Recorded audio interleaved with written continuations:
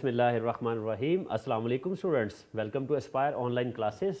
My name is Shahbaz Meraj और आज हम लेक्चर नंबर 10 की जानिब जा रहे हैं, जिसमें हम मोस्ट इम्पॉर्टेंट थ्योरम पढ़ने जा रहे हैं, D Moivre theorem. Inter part 1 की बुक में स्टेटमेंट की हद तक ये है और साथ में इसकी कुछ एप्लीकेशंस और एक एग्जाम्पल है, वो हम सॉल्व करेंगे। तो सबसे पहले डी मोवियस थ्योरम।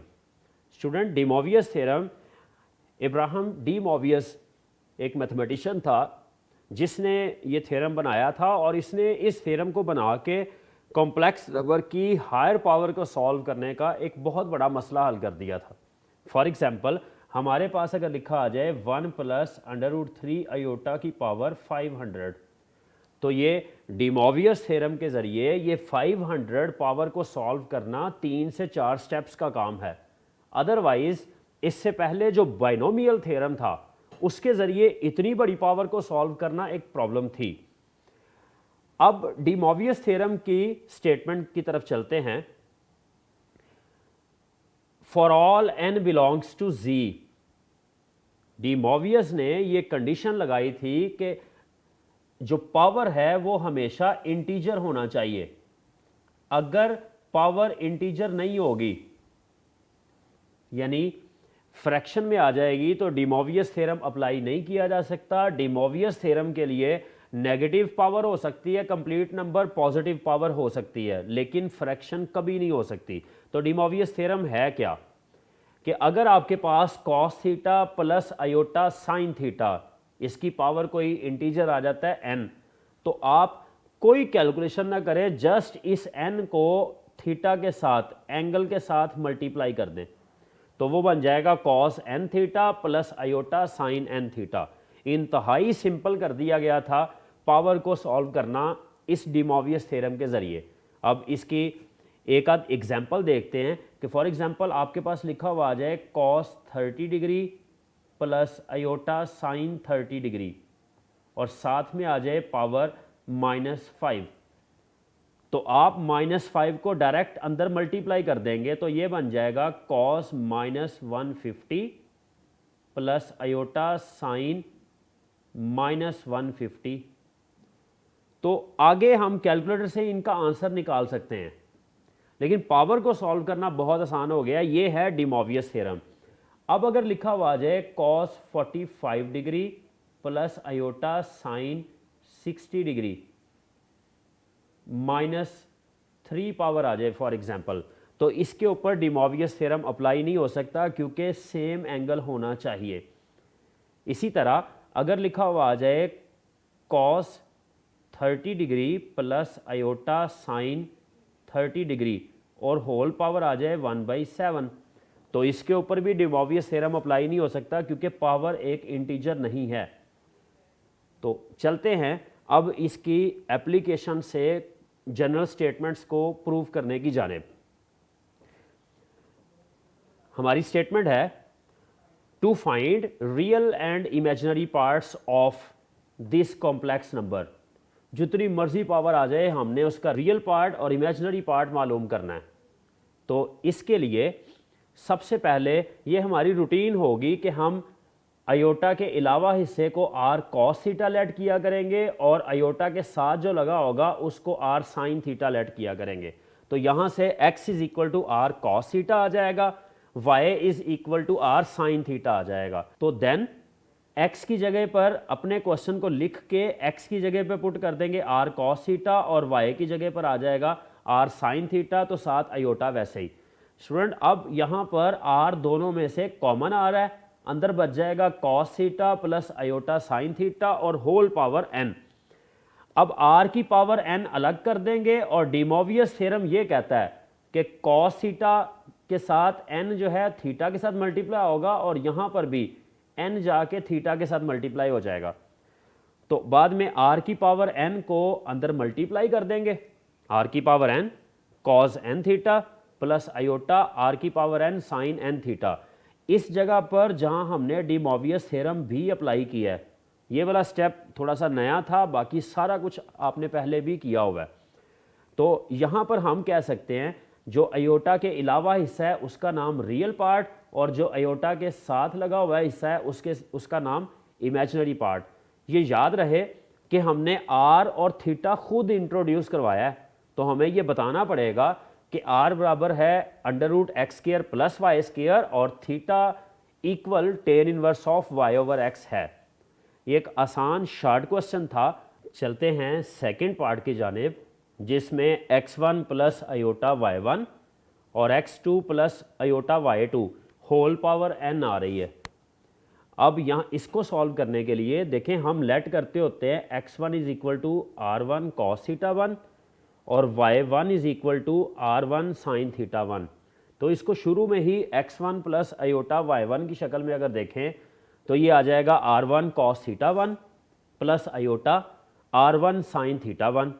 सिमिलरली अगर x2 + अयोटा y2 को हम लेट कर लें तो उसका नाम होगा r2 cos θ2 + aorta r2 sin θ2। ये बेसिकली पोलर फॉर्म बनाई जा रही है कॉम्प्लेक्स नंबर की।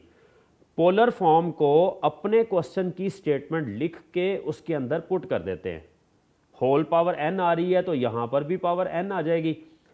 अब यहाँ पर r1 दोनों में से अगर कॉमन निकालेंगे तो उसकी पावर n अलग हो जाएगी और cos θ1 + अयोटा sin θ1 इसकी पावर n अलग आ जाएगी।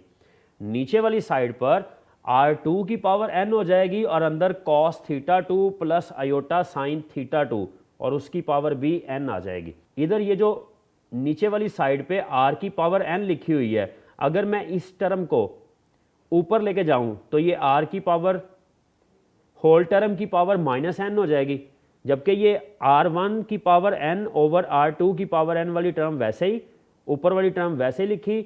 नीचे ये जो टर्म मौजूद है इसको जब ऊपर लेके जाएंगे तो पावर हो जाएगी -n।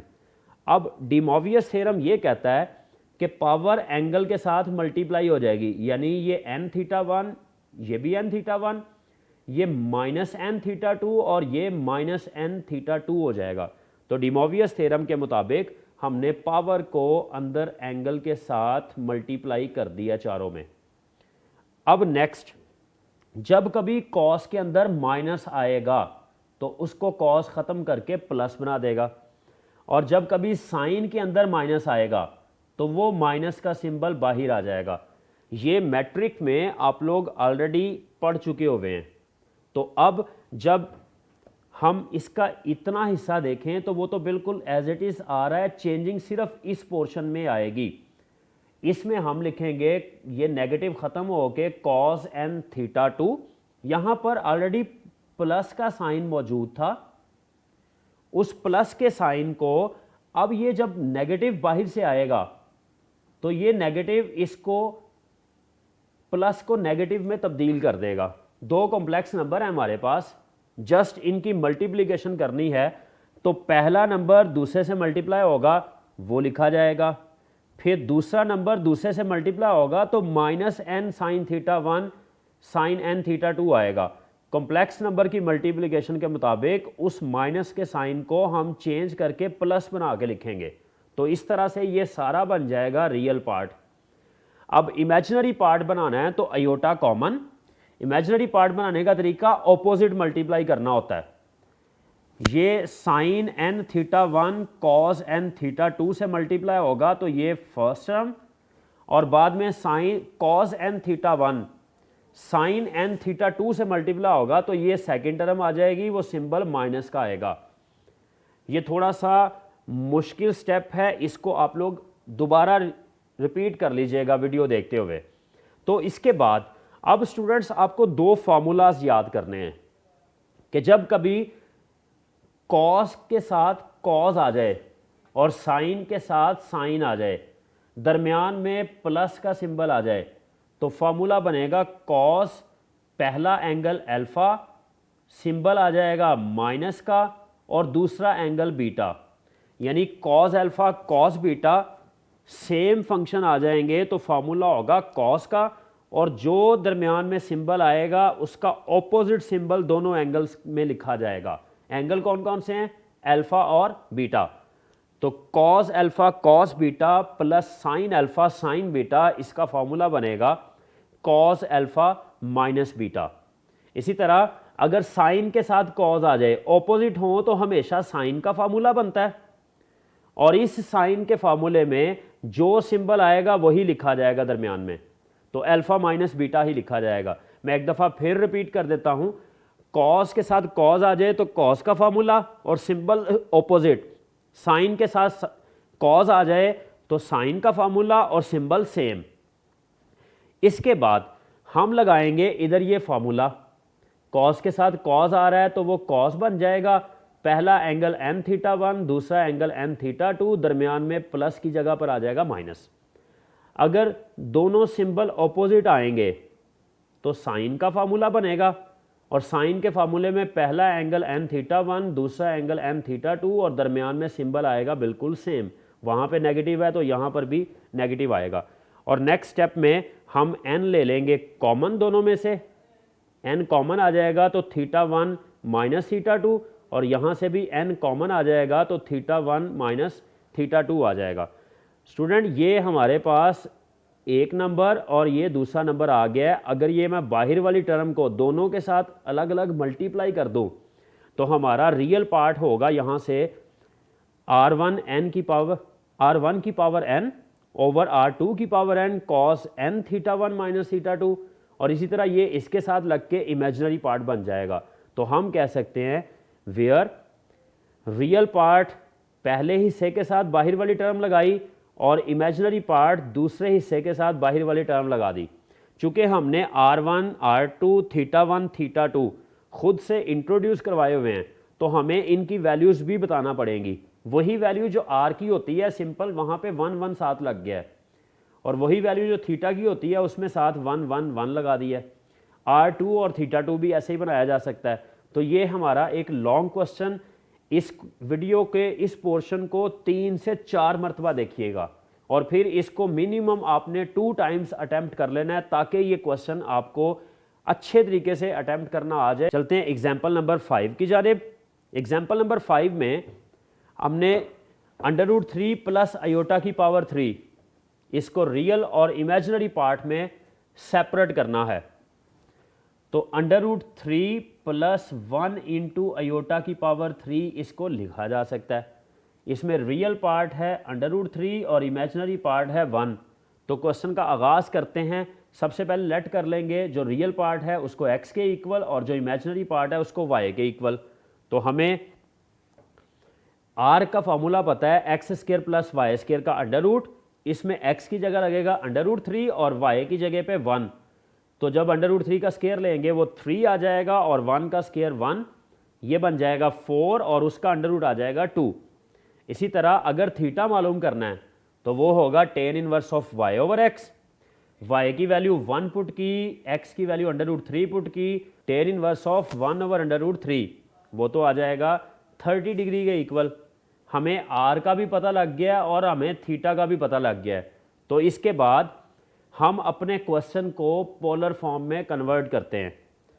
पोलर फॉर्म में कन्वर्ट करने के लिए हमें पता है कि पहला नंबर r cos थीटा के इक्वल और दूसरे नंबर में r sin थीटा साथ आता होता है आयोटा के, whole power 3 as it is.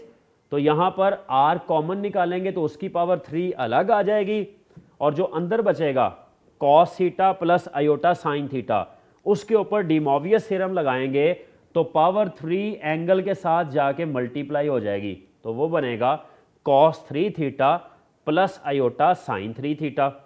तो इसके बाद इसमें वैल्यूज पुट करते हैं। r की वैल्यू 2 मालूम की हुई है, थीटा की वैल्यू 30 मालूम की है। दोनों वैल्यूज पुट कर देते हैं, r की जगह 2 और थीटा की जगह पर 30। तो वो हो जाएगा 3 इंटू 30 90, और यहाँ पर भी सेम नंबर 90। cos 90 0 और sin 90 1 है, और 2 की पावर 3 का आंसर आ जाएगा 8। हम इसको लिख सकते हैं 8 को मल्टीप्लाई करके 0 और इधर 8 मल्टीप्लाई करेंगे तो 8 आयोटा, जिसको बाद में हम 8 आयोटा भी कह सकते हैं। यहाँ पर अगर नोट किया जाए तो रियल पार्ट 0 है और इमेजिनरी पार्ट 8 है। तो where real part is equal to 0 और imaginary part is equal to 8। तो यही तो हमारा क्वेश्चन था कि find out the real and imaginary part of this complex number. तो हमने उसको डी मॉर्वियस थ्योरम के ज़रिए रियल और इमेजिनरी पार्ट मालूम किया है। ये एक आसान क्वेश्चन था। अब चलते हैं इम्पॉर्टेंट लॉन्ग क्वेश्चन की जानिब, जिसका पैटर्न पिछले क्वेश्चन के जैसा ही होगा। 1 minus √3 iota over 1 plus √3 iota की पावर 5। तो हम ऊपर वाले का नाम x1 रख देंगे और साथ y1 रख लेंगे, और बाद में नीचे वाली वैल्यू का नाम x2 और y2 रख लेंगे। यानी यहाँ से रियल पार्ट है 1 तो x1 इज इक्वल टू 1, और इमेजिनरी पार्ट है -√3 तो y1 इज इक्वल टू -√3। हमने मालूम करनी है r1 की वैल्यू और θ1 की वैल्यू, जैसा कि पिछले क्वेश्चन में भी किया है। तो हम लिखेंगे फार्मूला √x1² प्लस y1², यानी x1 की वैल्यू 1 तो उसका स्क्वायर, y1 की वैल्यू -√3 तो उसका स्क्वायर। 1 का स्क्वायर आ जाएगा 1, ये माइनस स्क्वायर की वजह से ख़त्म, और अंडर रूट भी स्क्वायर के साथ कैंसिल, तो बाकी बच गया 3। तो ये हो जाएगा 4 और 4 का अंडर रूट आ जाएगा 2। अगर θ1 मालूम करना है तो उसका formula tan inverse of y over x होता है। y की वैल्यू -√3 और x की वैल्यू 1, यानी ये बन जाएगा -√3। tan इनवर्स में जब अंदर नेगेटिव आता है तो वो नेगेटिव बाहर निकल आता है। आप tan इनवर्स ऑफ √3 की वैल्यू लिखेंगे 60, तो टोटल इसका आंसर आ गया -60। अब इसके बाद नीचे वाले पोर्शन में भी हम r2 और θ2 की वैल्यू कैलकुलेट करेंगे, बिल्कुल उसी तरह से, जिसमें 1 का स्क्वायर √3 का स्क्वायर आ जाएगा, वो बनेगा 1 + 3 √4 हो जाएगा, विच इज इक्वल टू 2 आ जाएगा। और θ2 कैलकुलेट करने के लिए tan इनवर्स ऑफ y2 की वैल्यू डिवाइडेड बाय y1 की value, which is equal to tan inverse of √3 हो जाएगा, और tan इनवर्स ऑफ √3 ये तो होता है 60 के इक्वल, तो आंसर आ गया 60। हमने ऊपर वाले पोर्शन से r1 और θ1 मालूम किया, नीचे वाले पोर्शन से r2 और θ2 मालूम कर लिया है। अब हम अपने क्वेश्चन को पोलर फॉर्म में कन्वर्ट करते हैं। तो अगर पोलर फॉर्म लिखनी होगी तो r1 cos θ1 plus iota sign θ1, और नीचे आ जाएगा r2 cos θ2 plus iota sine θ2 whole power 5 as it is आ गई। क्वेश्चन में भी पावर 5 थी, यहाँ पर भी पावर 5 आ गई। तो इसके बाद r1 की वैल्यू 2, r2 की वैल्यू भी 2, θ1 की वैल्यू -60 और θ2 की वैल्यू +60 पुट की। ये 2 और 2 आपस में कैंसिल हो जाएगा, जबकि अंदर वाली टर्म की जो पावर 5 है ये ऊपर वाले हिस्से की पावर अलग कर देते हैं और नीचे वाले हिस्से की पावर 5 अलग कर देते हैं। नेक्स्ट स्टेप में ये जो पावर 5 वाली फर्स्ट टर्म है ये तो वैसे ही लिखी जाएगी, इनटू जो नीचे वाली टर्म है इसको अगर ऊपर लिखेंगे जाके तो पावर बन जाएगी -5। अब डी मॉर्वियस थ्योरम के मुताबिक ये वाला 5 -60 से मल्टीप्लाई होगा, तो -60 × 5 वो -300 हो जाएगा, और इसके साथ भी -300 बन जाएगा। जबकि ये वाला -5 जब आके 60 के साथ मल्टीप्लाई होगा तो वो -300, और ये वाला -5 जब इधर मल्टीप्लाई होगा वो भी -300 आ जाएगा। तो डी मॉर्वियस थ्योरम अप्लाई हो गया। अब इसके बाद आपको वो पिछले क्वेश्चन में भी हमने पढ़ा था कि जब कॉस के अंदर माइनस आएगा तो वो ख़त्म हो जाता है, जबकि साइन के अंदर माइनस आए तो वो बाहर निकल आता है। उस पैटर्न के मुताबिक ये कॉस प्लस हो जाएगा, जबकि ये साइन माइनस का सिंबल देगा। इसी तरह ये कॉस प्लस और ये वाला साइन माइनस का सिंबल देगा, क्योंकि साइन माइनस को बाहर निकालता है और कॉस माइनस को ख़त्म कर देता है। अब ये दोनों टर्म्स एक जैसी हैं बिल्कुल। ओके, अब हम कॉस 300 की वैल्यू देखेंगे तो वो आ जाएगी 1/2, जबकि साइन 300 की वैल्यू वो बनेगी -√3/2। तो जब वो वाला माइनस यहाँ पे पुट करेंगे वैल्यू के साथ तो माइनस और माइनस प्लस हो जाएगा और आ जाएगा √3/2, साथ में अयोटा एज इट इज़ आ जाएगा।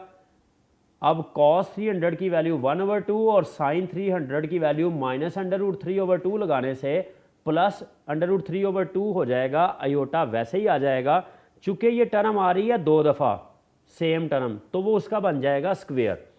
स्क्वेयर करने के बाद अब इस स्क्वेयर को हम सॉल्व करके जब इस स्क्वेयर को ओपन करेंगे तो इसका आंसर आ जाएगा ये मैं स्टूडेंट्स आप लोगों के लिए छोड़ रहा हूं कि आप इसको यहां से सॉल्व करें। तो इसके बाद यहां पर रियल पार्ट आ गया -1/2 और इमेजिनरी पार्ट आ गया √3/2। तो हम उसको लिख देते हैं रियल पार्ट -1/2 और इमेजिनरी पार्ट √3/2। तो ये आज का हमारा लेक्चर। इंशाल्लाह नेक्स्ट लेक्चर में मिलेंगे नए टॉपिक के साथ। अपना बहुत ख्याल रखिएगा, तब तक के लिए अल्लाह हाफिज़।